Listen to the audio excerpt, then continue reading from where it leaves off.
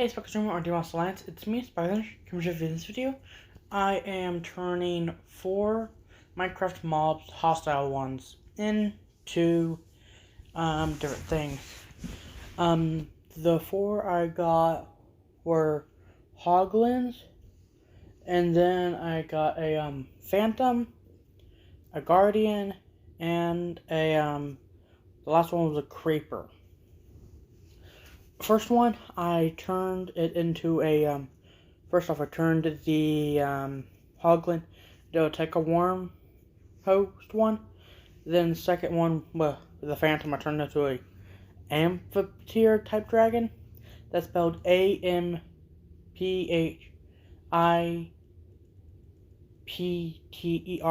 Sorry, I'm not able to remember. If you all know how to pronounce that, please tell me in the comment section below.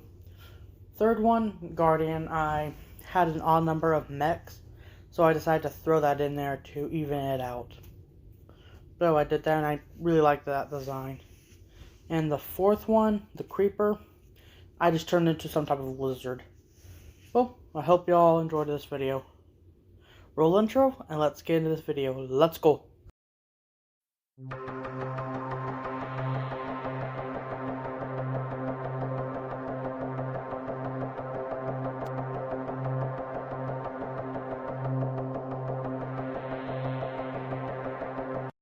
Like and subscribe if you enjoy this video. Sorry it's been a while, everyone. I've been able to get more information on Techawrym's experiments.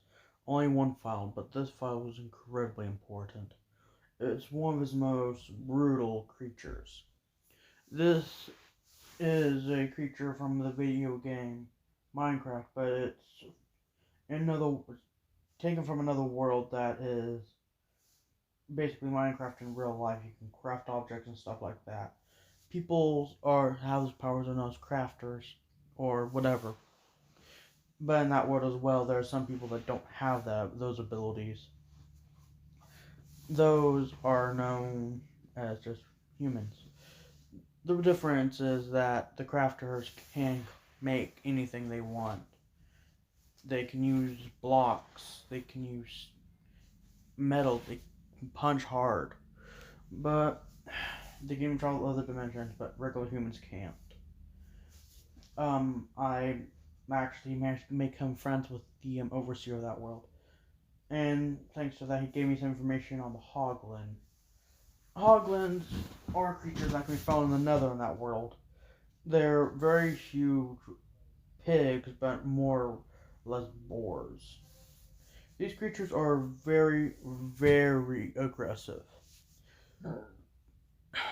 in general, but there's a certain type of fungus that will ward them off.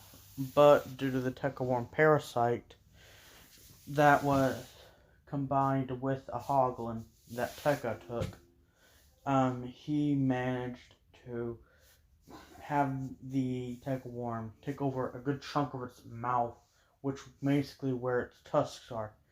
It didn't really do anything to the tusks, like make them metal or anything, or the teeth. But it did cause some teeth to grow out to become a little sharp. But the tusks actually had some type of laser sword attached to them. Sort of like from the last one I went over. That was a creature that was extremely dangerous. It had some type of were-dragon hybrid thing. A very dangerous one at that. Surprised y'all actually listened about that one. But this one, not as aggressive, but still very dangerous. It needs to be destroyed or contained by him sometime soon. But knowing Tekka, he most likely won't kill the creature. Like I was saying, unlike Tekka, I know him. He would not destroy such a valuable specimen, as he puts it. If this thing is ever released on any world that doesn't have the power to destroy it, worlds unlike the Beast Force have enough power to get rid of a few. Mainly the guy that I know that lives there. Now this is one of the most dislike overseers signing off. Okay, it's about time. I'm finally back. I've been hunting a dragon and studying it. This dragon has been recently discovered. It's known as the Phantom Nightmare Aptophere, if I remember correctly. Give me a second to find that file I have around here. Give me 1 second. Amphitheater, something like that. Amphitheater is what my act to call it. It's basically like a worm with wings. They have a pretty big wingspan. Amphitheater is what I personally call them because it's easier to pronounce. The last one I went over that was like these was a dragon that was pretty powerful. It not really powerful, just had a big tail. It was the big tail Japanese Amphitheater. That one. Very big tail. And I'm just now realizing I misspelled that title name. Missed the P and forgot the other E at the end. This one is a very weird dragon. It has some like bone-like protrusions coming off of it. And it has 3 spikes on its back. And you can actually see it has some like skeletal arms. The skin is so thin, but the muscle in there is really strong. It might be thin too, but it's really strong. The tensile strength of it is pretty ridiculous.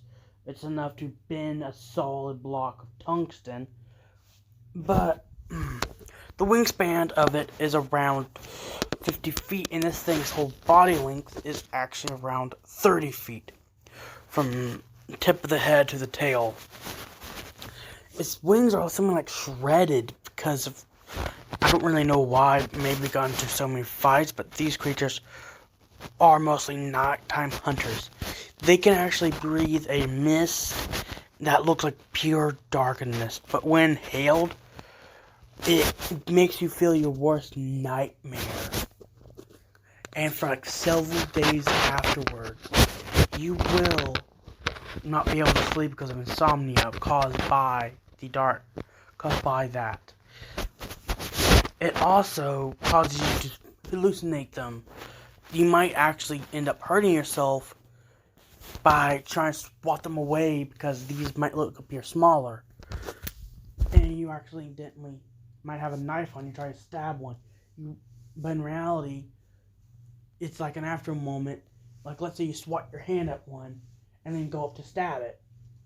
But but in reality, the drug or whatever the hallucinogen is making make you think your arm is past, but in reality, your arm is actually up there. You end up stabbing your own arm.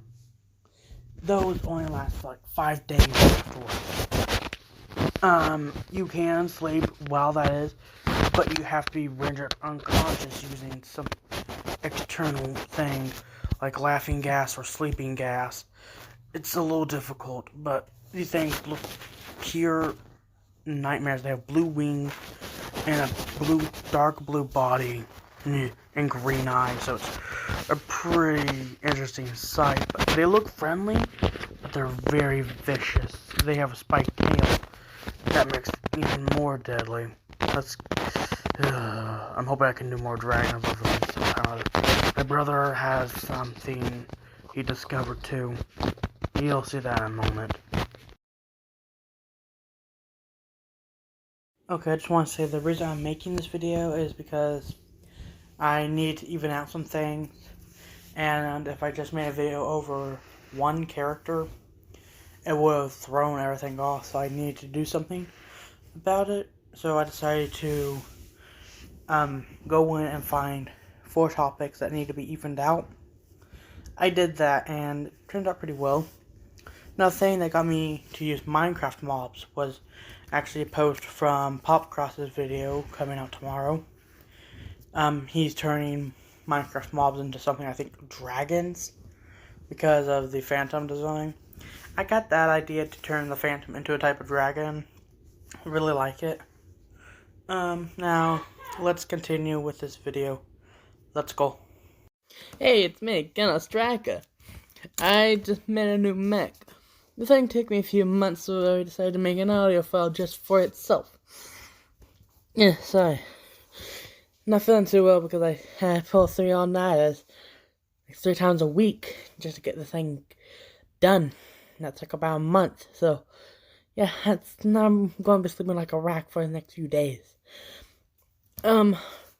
This mech was designed after the, Ocean Temple Guardian, not the Elder Guardian, the smaller ones from Minecraft. This one was asked to be made by me from someone that was a scuba diver that wanted to be a hero to protect the underwater places. I was like, sure. I had to use some materials he gave me because I'm no good with underwater scuba gear. So I managed to find some scuba gear designs. So I copied those, but he actually wanted some type of energy blasters. So I made them, and for some extra defense and offense, I added some spikes onto the back that can actually grow or shrink in size. When someone's too close to him and he can't see them, it has a built-in detector behind them. If it's a human, it puffs up the back spikes in order to say, hey, back off or you're going to get stabbed. These things are made of the material, and I don't even know what this metal is. It's not even close to any metal I've been able to work with. I asked him, he never said a name. It has built-in propellers at the bottom of the feet. The fins on the elbows and the bottom of the feet, on the back of the feet, are actually there to help him swim through the water a lot faster. But not to mention, the propellers in the feet make him go around maybe 25 miles per hour underwater. So yeah, saying ways was pretty expensive too, on the account that it was a custom build using metals that he wanted me to use. It was a very lightweight but yet very durable metal. I made it and it looks just like Guardian colors except for the blasters. Those were a different color. But other than that, it turned out pretty well. Now I've heard this guy swimming around somewhere in the Atlantic Pacific somewhere, attacking villains that have gone off from the mainland and gone to international waters. That guy, hey, caramba. I've heard he's actually killed a few people by accident. Too much energy condension. The way the blasters work, they absorb energy from the surrounding areas, and then they shoot it off into a powerful beam. It stays in a straight line from a vortex created by the blast. So, yeah, it's a very powerful weapon. Not going to be able to replicate it on the account that it was a weapon already built. I just added the energy propulsion to it. Has no hands, just those blasters. But he does know how to use his feet in combat. I can already imagine how painful it is. Especially for men. Ouch, right in the crotch, too. That's all I got time for this one. Hey everyone, it's back again. It's been a while since I talked about a creature. Didn't really have to interview. I more or less interviewed its owner. Yeah, I'm talking about a species of animal that is not sentient enough to be smart, but I've actually talked to its one of their owners, and this guy's an expert on these types of creatures.